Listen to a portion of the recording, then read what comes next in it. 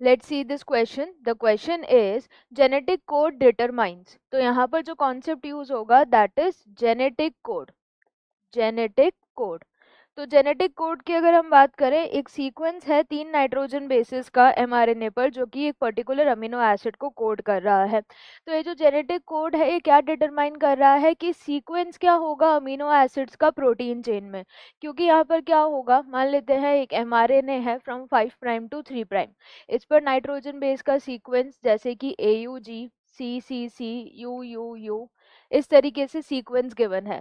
तो यहाँ पर ये कोडॉन हो गया, ये कोड करेगा कौन से अमीनो एसिड को, मीथियोनिन अमीनो एसिड को।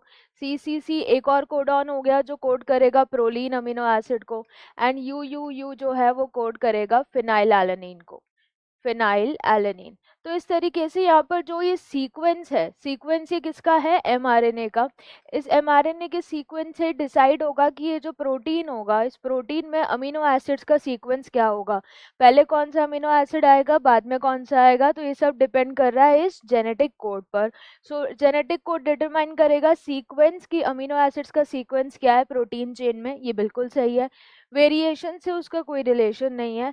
कॉन्स्टेंसी ऑफ मॉर्फोलॉजिकल ट्रेट की मॉर्फोलॉजिकल कैरेक्टर्स कांस्टेंट है, उससे भी कोई जेनेटिक कोड का रिलेशन नहीं। एंड स्ट्रक्चरल पैटर्न भी नहीं, यानी morphological patterns. So mainly correct answer क्या हो जाएगा, ऑप्शन ए।